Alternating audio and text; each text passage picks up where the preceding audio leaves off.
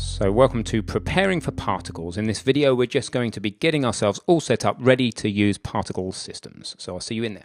So let's start focusing on projectiles. We're going to be laying the groundwork here, as I said. So one thing, we don't need an auto mortar in the scene.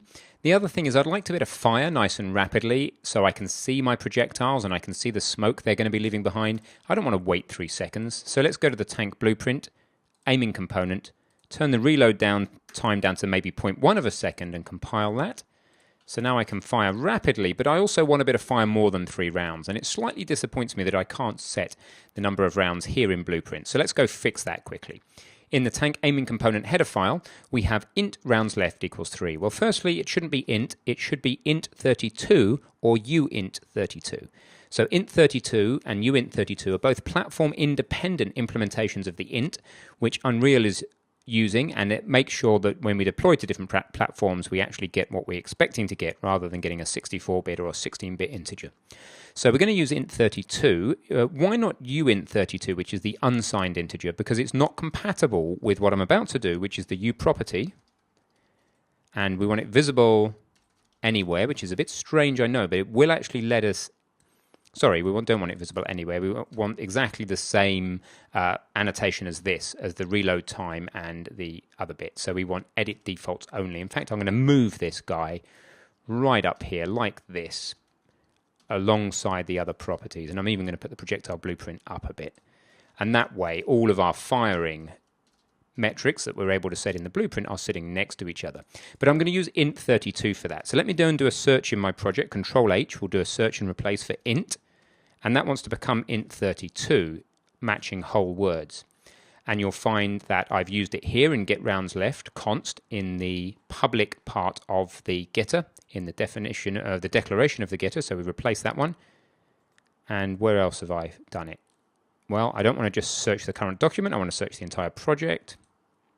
And of course, it's in the definition of the function there. And that is it. No more ints in our entire project. You see the approach there? Rather than just fixing the one problem we had, I thought let's fix all instances of using int. Luckily, we only used it in one place, so there's a bit of a mistake. In the first section, of course, I drilled into you to use int32 and then forgot myself. I'm only human. So now this is going to be editable in Blueprint. Let's go ahead and compile. And what I'm expecting to see is, well, that it'll rip focus away from me callously, probably. But if it does compile, when I go back into the tank aiming component, I should see in the firing section on the right over here the ability to set the number of rounds up to a lot more. Maybe I'll set 20 or something so that we can fire off rounds till our heart's content. There you go. And then the compilation of the blueprint's real quick, and then now I can fire boom, boom, boom, boom, boom, and that's absolutely fine. Cool.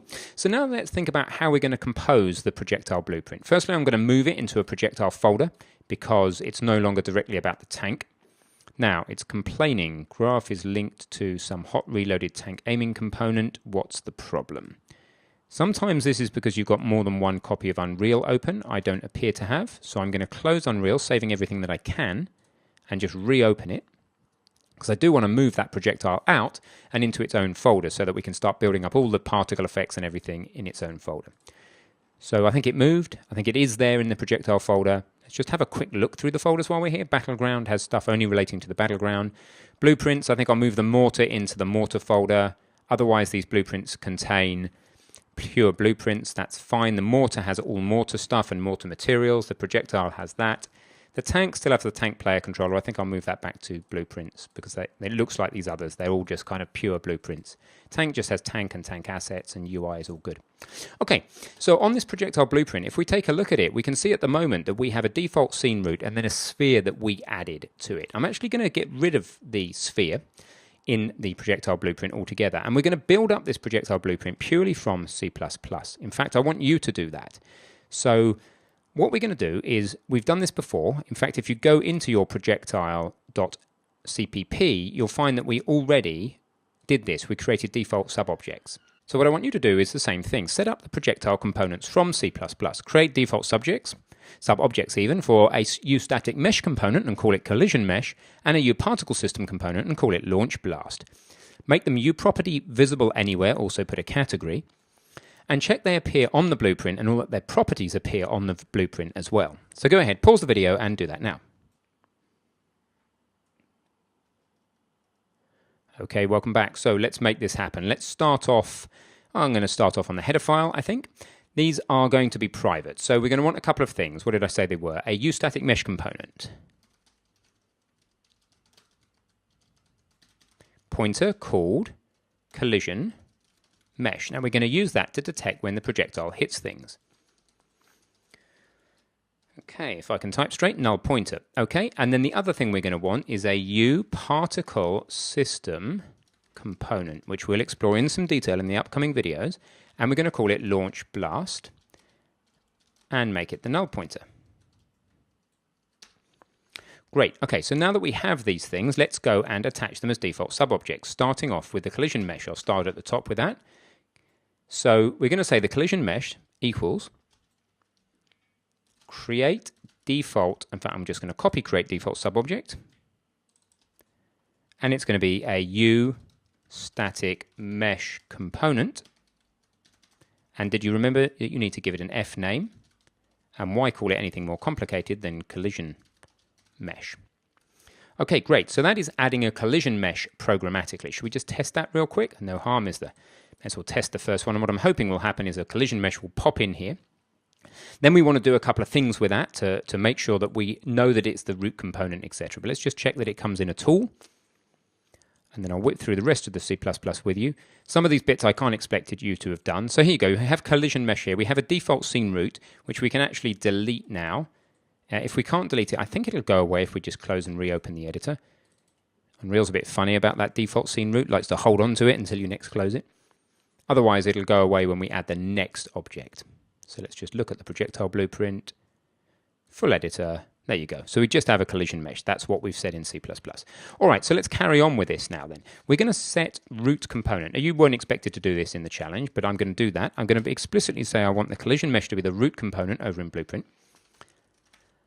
I'm also, while I'm here, just going to do a couple of other things. I'm going to say to the collision mesh, set notify rigid body collision to true. Now, what does that do? Well, before we compile that line, if you look at the collision mesh, well, firstly, we can't see any details of the collision mesh. So let me go back to the header file and do what I suggested you did, which is make this both of these things a uProperty, visible anywhere with a category, I would say components. Always add a category unless you have a reason not to. And visible anywhere is a bit strange actually in this instance because it is actually going to let us edit the values on the collision mesh. And then what I set here in the C++ with my set notify rigid body collision true means that if I make another blueprint class based on the projectile class, that this checkbox will be ticked by default. Let me show you the checkbox. Click collision mesh. Now you can see all its properties. Down here, simulation generates hit events. That is this, set notify rigid body collision. And you can see now that it is defaulting to true. If I turn it off, we get a little revert arrow because the default is true. I'm setting sensible defaults. That's what I'm doing here. Okay, so while I'm there, we may as well also say that the default for this collision mesh is for the visibility. And how would I find that? Well, you'd search for the word visibility. You'd find it there. And I generally want it to be false in the future. But for now, I'm going to leave it as true. Yeah, I want it to be visible true because I want to see them for now. But in general, when you're creating these things, we're not going to have big ugly balls. We're just going to be able to see projectiles because they leave smoke. Does that make sense? Hopefully it does. All right, so the other thing we need to create is the launch blast, right? So we say launch blast equals, and then it's another create default subobject. And then it's a uProjectile... particle system component. Don't worry about the particle emitter components. You'll understand what they are shortly. And we need to give it an F name. And again, why complicate things? Just call it launch blast.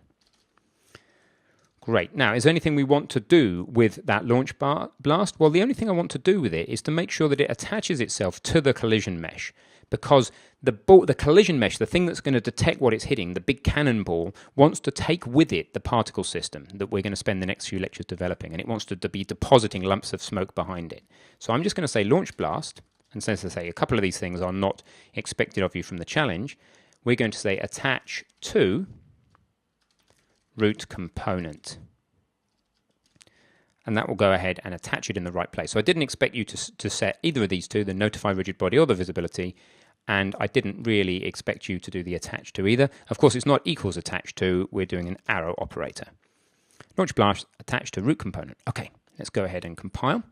Then we'll look at the blueprint, I'll recap the code, and we are done for laying the foundations of setting up the particle systems. So here it is, collision mesh with a launch blast on it. The collision mesh is visible, well, it's invisible by default, but we're leaving it visible for a moment. Simulation generates hits, event has been set as default. That's great. So if I play the game and fire now, I actually get invisible. I want visible, so let's just make sure I can make it visible. Compile. Maybe I need to save. Okay, now the reason it's not visible, of course, is simply that I have not assigned a mesh to that now. Now, be careful, where are you going to get your sphere mesh from? We don't have a sphere anymore, right? So we need to think about going and getting ourselves a sphere from the starter content, reinforcing what we did in the last lecture. So we can add new content or feature pack. We can go and add the starter content, and that's fine. Now watch the source control as we do this. F5. It's going to have suddenly a load of starter content come in. Great, that's fine.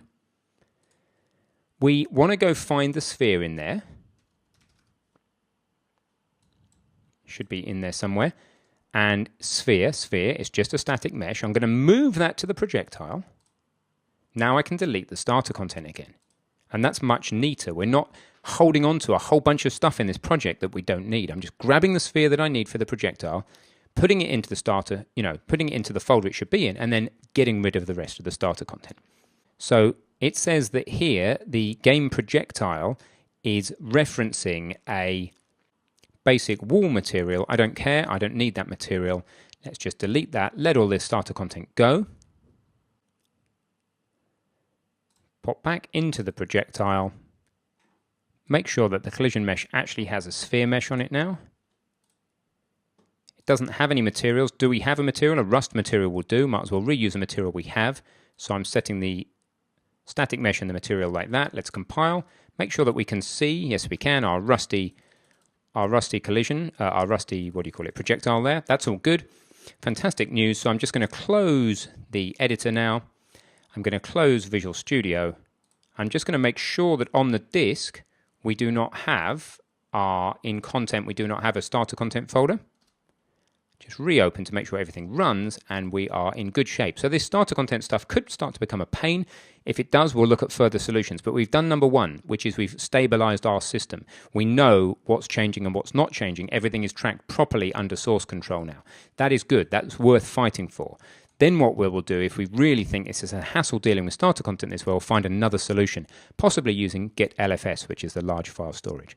So finally, let's see what's changed. We've just got a few changes that have come in here in this instance. We have a few changes to some assets, we have some changes to our code, etc., but no massive like starter pack or anything in here, just a few expected changes. Okay, fantastic. So I'll stage all those and see you in the next video.